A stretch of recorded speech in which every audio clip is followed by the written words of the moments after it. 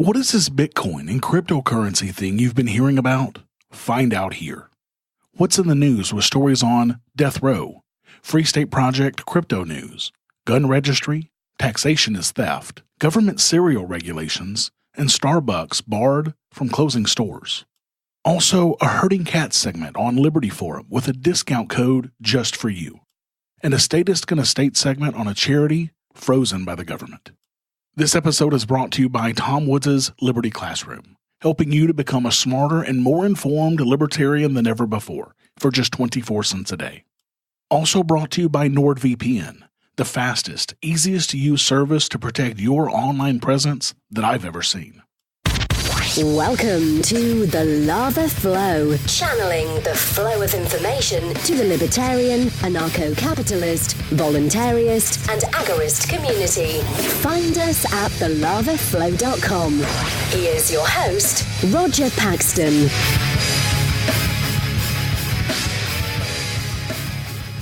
Thank you for joining me this week. From the only state in America where the park system is completely funded by user fees instead of appropriated funds from the state budget, this is the show that will bring you the people, places, and events that everyone in the Liberty Revolution needs to know. You can catch me on Twitter at @TheLavaFlowPod. This is episode 76, How to Get Started in Bitcoin and Cryptocurrency. And it's Tuesday, December 26th, 2017, when there have already been more than 1,169 people killed by police this year, and the United States debt clock shows us at $20,608,500,000,000 in debt. What's wrestling my jimmies this week? You're about to find out. Let's do it to it. Bitcoin is in the news big time right now thanks to its meteoric rise over the last couple of months. But if you've been listening to this show for any amount of time, you know that I've been recommending buying Bitcoin and other cryptocurrencies essentially since the genesis of the show 3 years ago. The week I started this show, Bitcoin was at $280 per coin. Now it's sitting at nearly $16,000 per coin. This is over a 5,600% increase in price in just 3 years. And the highs we've seen very recently are even higher than that. And now, since it's big news all of a sudden, you have some libertarian podcasters out there acting like they know some shit about it and telling you what cryptocurrencies you should buy. Now, these same podcasters have made fun of cryptocurrencies in the past and have never owned a single cryptocurrency until this month. It would be funny if it weren't so damn sad. Now, I think that my crypto-cred is pretty solid. I've been telling you to invest for years, and I've been an investor, and more importantly, a user of cryptocurrencies for many years. Here in New Hampshire, crypto actually has utility in my everyday life, as you'll hear more about in the What's in the News segment later in the show. Hell, even my kids have crypto wallets where they accept crypto for their small businesses. I know many of my listeners are already on the crypto train, and I really appreciate that. I've had dozens of you use my Coinbase affiliate link to get started in crypto and to get a free $10 in Bitcoin for both of us. Now that link is at thelavaflow.com/Coinbase if you're interested. Once you buy at least $100 in crypto through that link, we both get free money. Pretty fucking cool. I also know that I have a lot of listeners who still aren't into cryptocurrencies like Bitcoin yet. Well, like I've said for a long time, the best time to get into Bitcoin was back in 2009. The second best time is right now. This segment is going to help you with that, I hope. And I'm more than willing to help anyone out there who may have additional questions or need help with this if you're stuck. Just contact me. Now, keep in mind, I'm not an investment advisor, and nothing I tell you in this segment should be taken as investment advice. I'm also not an attorney, so please don't take any of this as legal advice either. I will explain to you the coins that I own, why I own those particular coins, and coins that I think may have some promise, but don't count on that. However, I'm not going to be telling you what you should do. The biggest thing to remember is to never invest money into cryptocurrencies that you can't afford to lose. Yes, Bitcoin and other cryptos are worth a lot of money right now, but they can also be worth zero one day.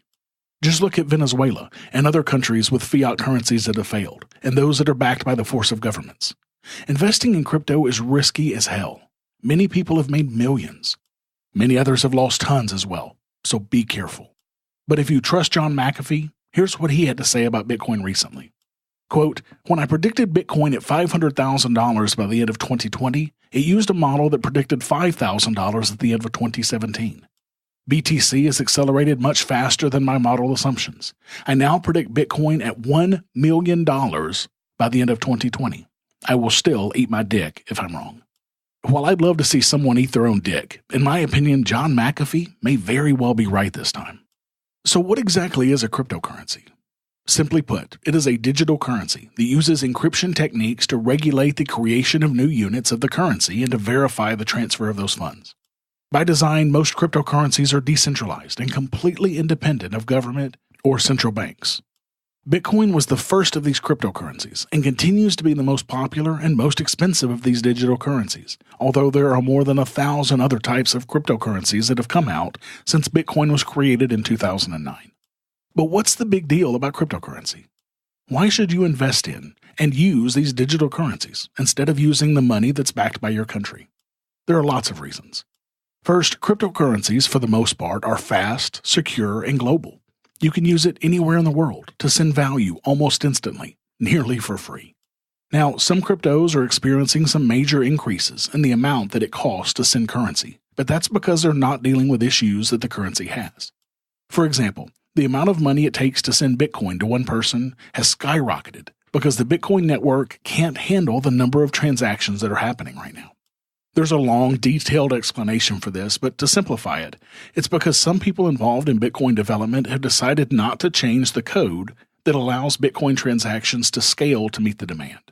Many other coins have long fixed this problem and are still seeing transfer fees of pennies. So with many cryptos, you can send as much money as you want to anywhere in the world instantly for a few cents. Try that with your bank or credit card. Cryptocurrencies are also not subject to inflation like fiat or government-backed money. The total number of Bitcoins, for example, are capped at 21 million, which is different than other currencies. As the total number of dollars in circulation rises, this creates inflation. Inflation is where the value of your dollar, for example, decreases over time due to an increasing supply. But perhaps the best feature of cryptocurrencies is that the government can't control it without completely shutting down the internet, and even then it would be hard. Because the currency is decentralized, you own it. No central authority has control, and so a government or a bank can't take it away from you. If you keep your currencies in a digital wallet that you own, these coins are yours and no one can touch them. And if you do it right, you can make it to where no one even knows that you own them. Remember, the government can't tax what it doesn't know about. However, this could turn you into a criminal if Dianne Feinstein has her way. She's introduced S1241 that would amend the definition of financial institution in the United States Code to include digital currencies and digital exchanges. This bill would make criminals out of anyone who intentionally conceals ownership or control of a digital currency or a digital exchange account. Sounds like a good way to do some civil disobedience to me. And there are other reasons that cryptocurrencies are the wave of the future, but I won't be detailing those in this episode. I'm asked all the time by people what cryptocurrencies they should buy. And I will never tell anybody what they should buy. This is completely up to you and your situation. However, what I will tell you is what I buy, what I own currently, and how you can get started in the coins that I use if you decide to. My current list of crypto holdings includes Dash, Swarm City tokens, Ethereum, Zencash, Bitcoin Cash, which is different from regular Bitcoin, Litecoin, and Monero. As I said, Bitcoin Cash is different from Bitcoin, which is sometimes called Bitcoin Core. Bitcoin Cash split off from Bitcoin Core a few months ago because of that scaling issue and the rising transaction costs that I spoke about earlier. A split like this is called a fork. It's pretty detailed for this show, so if you want more information, Google Bitcoin fork. Currently, Dash makes up about 80% of my crypto holdings, and it has done really, really well for me. I bought a bunch of Dash at $7 per coin, and these coins have hit a high of as much as $1,500 per coin. I hit a 19,000% increase on these coins in a little over a year. Yes, I said 19,000% in just over a year. Now, I like Dash a lot because it has super low transaction fees for transferring money between people, meaning that it can be used to buy anything at any time for next to no cost securely. The utility of Dash is much higher than most coins right now, and the development team behind Dash has huge plans to make Dash much more mainstream. But if you've never invested in cryptocurrencies, how can you get started right now? I mentioned Coinbase earlier in this segment. The reason for that is because Coinbase is one of the easiest ways to get started. You can add your credit card or bank account to Coinbase and start buying coins very quickly. Coinbase currently sells Bitcoin, Bitcoin Cash, Ethereum, and Litecoin, and there's some noise that they're going to be adding other cryptocurrencies soon. Using Coinbase, it is easy to convert your current fiat money, like US dollars, into cryptos. And you can also get a free $10 by using my affiliate link to buy your cryptos. All you have to do is go to thelavaflow.com/Coinbase and buy at least $100 in crypto, and we both get a free $10. Easy peasy. If you want to get into other cryptos that Coinbase doesn't offer yet, there are a couple of ways that you can do that.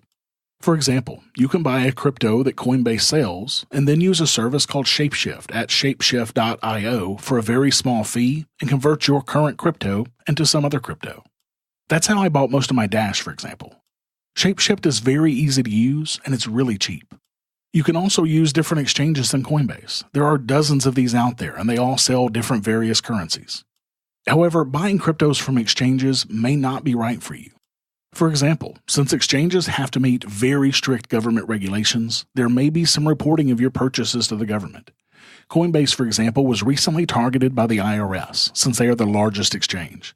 A California federal court has ordered Coinbase to turn over identifying records to the IRS for all users who have bought, sold, sent, or received more than $20,000 through their accounts in a single year between 2013 and 2015. Coinbase estimates that 14,335 users meet the government's requirements.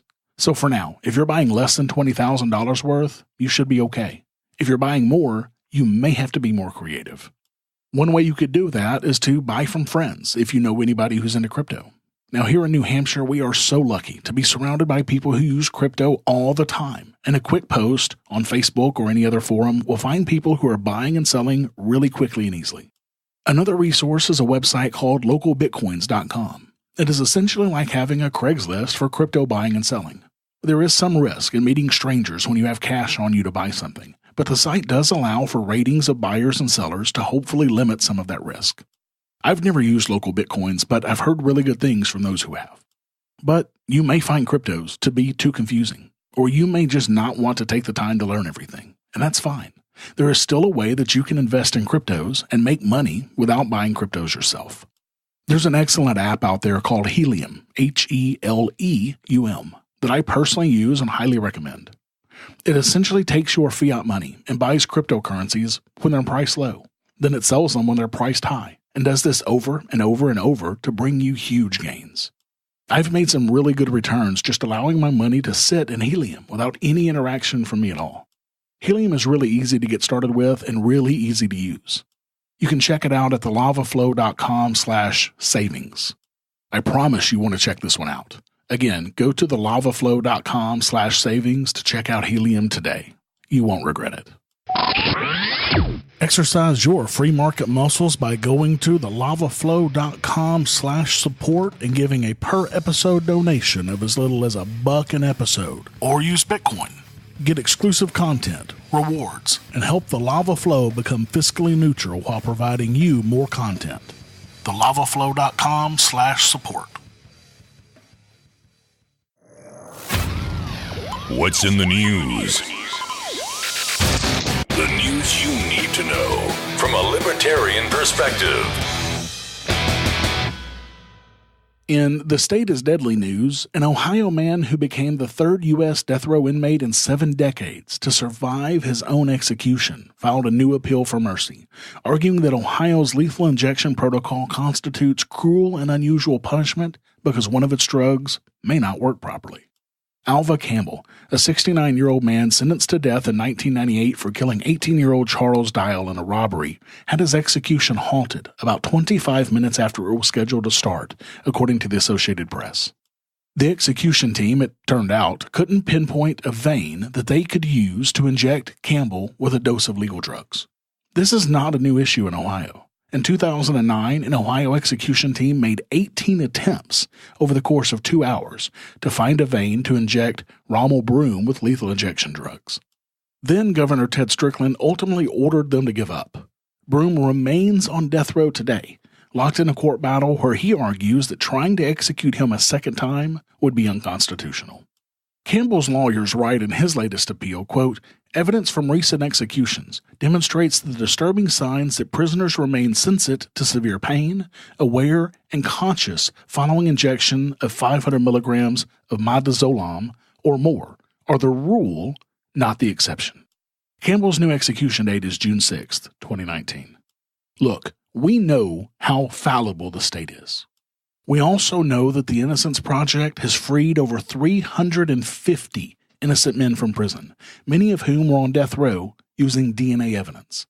This means that it is a near certainty that several innocent people have been put to death by the state. This is murder, period. The state should not have the power to put people to death, guilty or innocent. If we can't trust the state with our money, our kids, or anything else, why on God's green earth would we trust the state to put people to death? End the death penalty now. In Free State Project crypto news, Bitcoin.com put out an article detailing 6 of the world's most Bitcoin-friendly neighborhoods. Number 1 on the list, Portsmouth, New Hampshire, the home of the Free State Bitcoin shop opened and run by 2 friends of mine, Derek J. Freeman and Steven Zeiler. These 2 have also developed a point-of-sale system for both Bitcoin and Dash that I highly recommend called AnyPay. There's a reason that Portsmouth was selected for this list. It is in the heart of the Free Coast area of the state and a hotbed of Free State Project activity, including the home of the Praxium, a flexible-use Liberty meetup space. Tons of Liberty activists in the area have been promoting the use of cryptocurrencies for a long time, with the opening of the Bitcoin shop being a huge boon to getting more shops in the area to accept cryptos. I can take my wife out on the town using nothing but crypto now, thanks to these 2 guys. I can take her to eat using Dash or Bitcoin at Street, a fabulous restaurant in Portsmouth. Then we can go to the Seacoast Repertory Theater, where I can pay for tickets in Dash or Bitcoin, as well as stop at the crypto ATM there and buy even more crypto. Then I can take her for drinks at the Liar's Bench Beer Company, or we can go to Fresh Press for organic juice smoothies and more. There are already a couple of dozen locations in Portsmouth alone that accept crypto right now, and the rest of the state has lots of places as well. Make sure Portsmouth is on your destination list if you want to see crypto in action. It is quickly becoming the premier crypto city in the world, and I am so lucky to live so close to it. In Why We Don't Want a Gun Registry news, Hawaii is one of 29 states that allows medical use of marijuana, but it is the only state that requires registration of all firearms. Now they're using both of these laws together to disarm patients who use medical marijuana for their illnesses. Some of these patients recently received a letter from Honolulu Police Chief Susan Ballard instructing them to turn in their guns. Quote, "Your medical marijuana use disqualifies you from ownership of firearms and ammunition," Ballard said in the November 13th letter, which Leafly obtained this week after Russ Belville noted it in his Marijuana Agenda podcast. Quote, "If you currently own or have any firearms, you have 30 days upon receipt of this letter to voluntarily surrender your firearms, permit, and ammunition to the Honolulu Police Department or otherwise transfer ownership. A medical doctor's clearance letter is required for any future firearms applications or return of firearms from HPD evidence." As authority for disarming medical marijuana users, Ballard cites Section 137-7A of Hawaii's revised statutes, which says, quote, "No person who is a fugitive from justice or is a person prohibited from possessing firearms or ammunition under federal law shall own, possess, or control any firearm or ammunition." The relevant federal provision prohibits possession of firearms by anyone who is, quote, "an unlawful user of or addicted to any controlled substance." Since federal law does not recognize any legitimate reason for consuming cannabis, all use is unlawful use, as the Bureau of Alcohol, Tobacco, Firearms, and Explosives makes clear in a bold-faced warning on the form that must be completed by anyone buying a gun from a federally licensed dealer. The form says, quote, "The use or possession of marijuana remains unlawful under federal law, regardless of whether it has been legalized or decriminalized for medicinal or recreational purposes in the state where you reside," end quote. Thankfully, the Hawaii PD has changed their tune a little bit due to a huge amount of criticism and backlash. They say they've stopped telling medical marijuana users to turn in their guns. The Daily Caller says police will return firearms to 2 patients who surrendered them. The department will continue to deny gun permits to anyone on the state's list of medical marijuana patients, though. Yes, they've seen the light this time, but this will continue to come up over and over and over all over the country. I will guarantee you. This is why gun registration is evil. Guys, you know Tom Woods. You know his books. You know his podcast. Now learn what he learned to get where he is today in Tom Woods' Liberty Classroom. Get the equivalent of a PhD in libertarian thought and free market economics online for just 24 cents a day while sitting at your computer or driving in your car. You can get it now at thelavaflow.com/woods. Listening to the audios and watching the videos will load you up with the facts, figures, and other ammunition that you need to feel supremely confident and come out on top when arguing politics or economics with yet another devoted socialist or neoconservative. But I repeat myself. Get a yearly membership to Tom Woods' Liberty Classroom for only $89 a year. Or like me, go for the Masterclass for lifetime access for only $497 and get tons of bonus material as well, including monthly live sessions with Liberty Classroom faculty and 435 audio-video lessons on government and history that Tom created specifically for the Ron Paul curriculum worth $250 alone. Make sure to sign up today at thelavaflow.com/woods to become a smarter and more informed libertarian than ever before. In the tentacled arms of the IRS news, Meghan Markle May became a princess by marrying Prince Harry, but the IRS will still want its share of the royal jewels. Sadly, Miss Markle is a U.S. citizen. As such, she is subject to the Foreign Account Tax Compliant Act, FATCA. This means that she must report any foreign bank accounts to the IRS every year if they have more than $10,000 at any point during the year. If Markle and the prince have any sort of joint bank account, then the IRS gets information about the prince's finances. It also means that any financial institution that she uses must comply with IRS demands or face serious financial consequences. Markle will also be required to pay U.S. taxes on any money that she receives in the United Kingdom. The United States and Eritrea are the only two countries in the world that tax based on citizenship rather than residency. That means that even if Markle has no desire to ever live in the United States again, she's still subject to U.S. tax law as long as she maintains her citizenship. Other countries sensibly survive without double taxing their citizens abroad. If Markle retains her U.S. citizenship, which she must for at least 3 years after obtaining UK residency and marrying Harry, then any children born to the marriage will also be U.S. citizens and subject to this as well. Once they're born, even the Queen herself cannot take away their U.S. citizenship.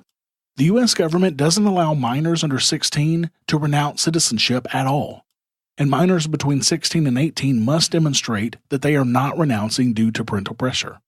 The U.S. government advises you to wait until you're 18 to renounce. As one person tweeted hilariously, quote, "Prince Harry's kids will be Americans. What if one grows up to be president and is in line for the throne at the same time? Brits are playing long ball here, but it's a smart move. They want America back, and this is how they'll do it."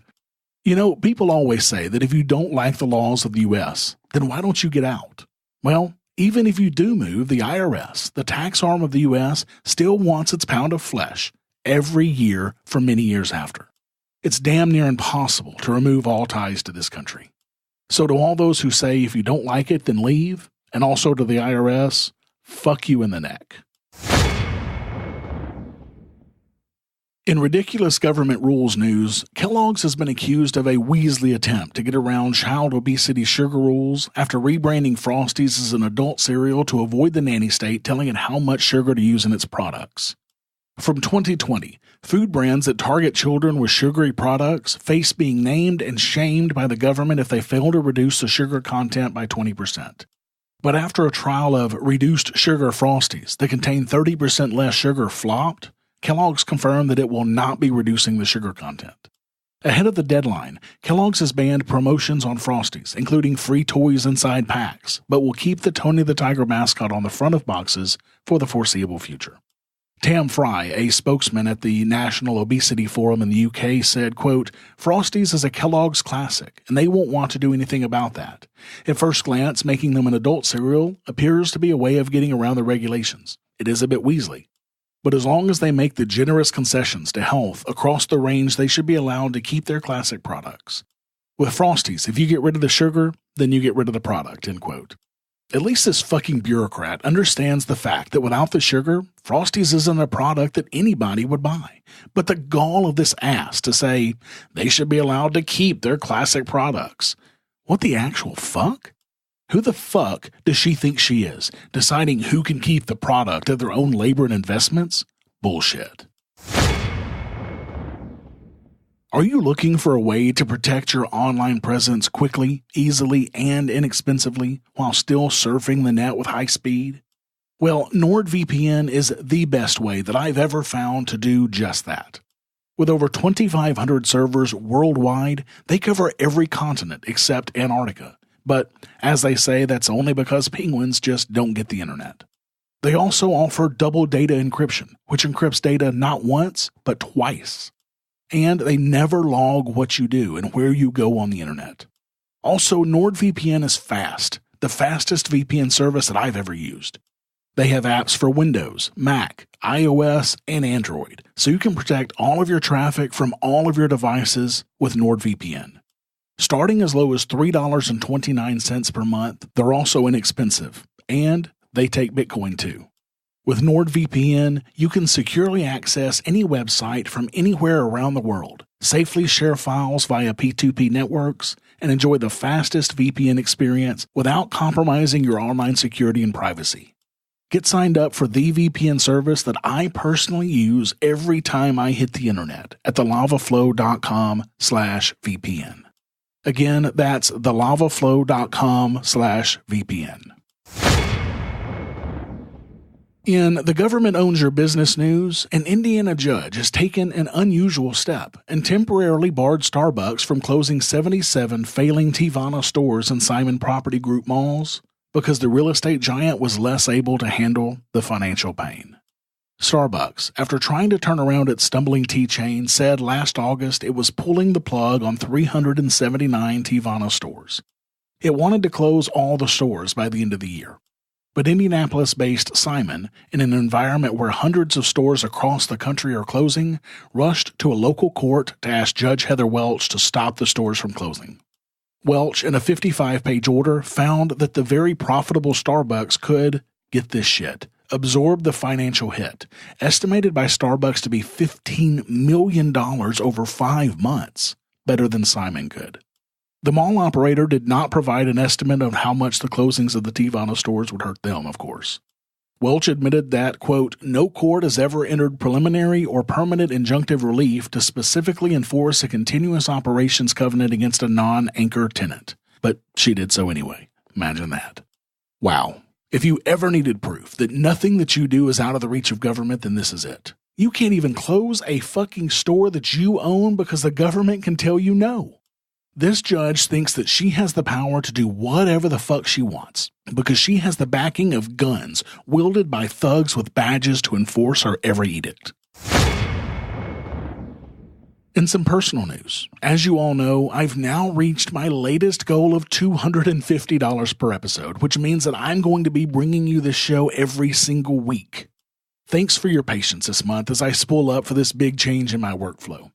It's going to take some time for me to work out all the bugs with this, so bear with me as I start bringing you twice the lava flow that you've been getting for the last 3 years.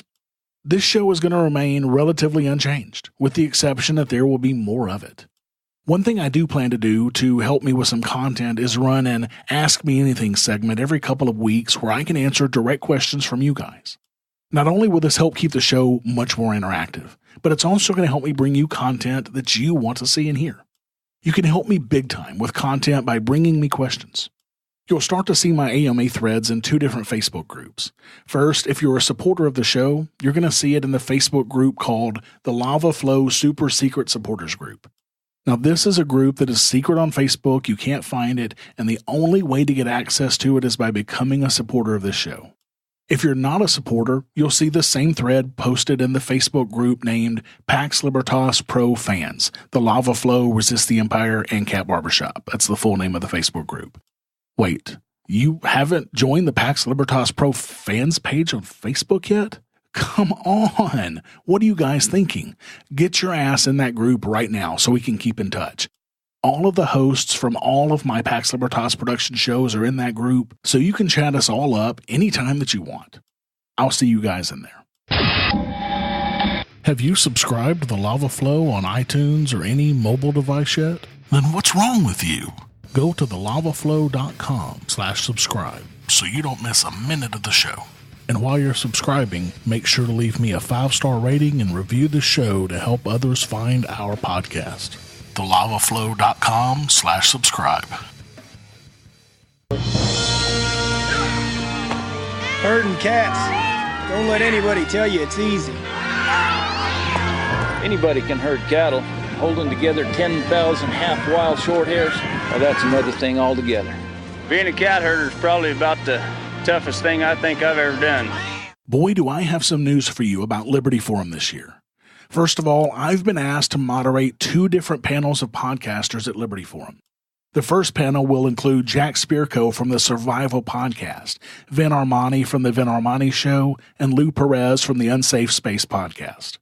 All 3 of these guys are dynamic podcasters who bring a lot to the table, and I expect this to be an amazing panel.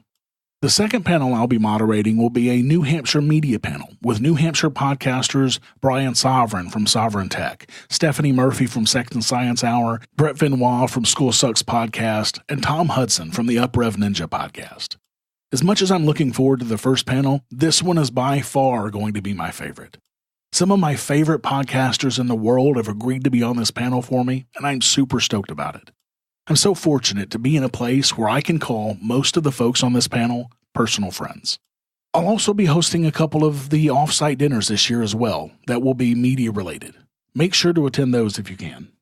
Now, as I've said, Liberty Forum is one of my 2 favorite libertarian events of the year, and you don't want to miss it. And I have a coupon code that you can use right now to save 10% off your tickets.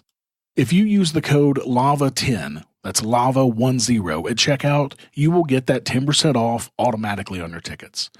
So go to nhlibertyforum.com today and use coupon code LAVA10 to save 10%. I really hope to see a bunch of you guys there this year. I love hanging out with my listeners and supporters at these kind of events. If you're there and you see me, please feel free to come up and say hi to me anytime.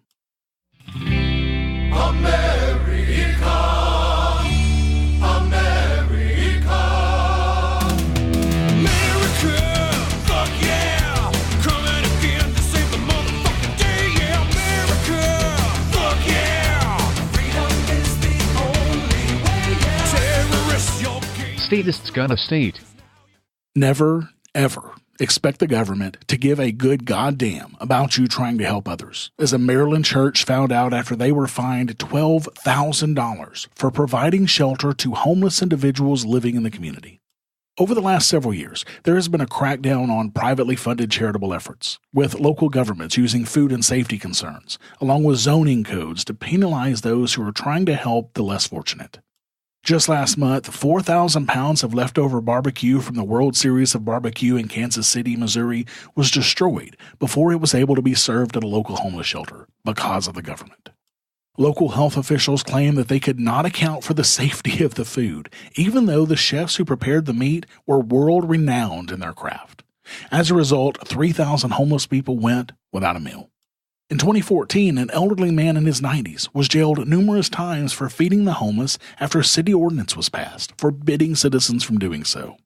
While these are just a couple of examples, both instances demonstrate a pattern of local governments shutting down individuals who were willing to dedicate their time and funds to help those in need.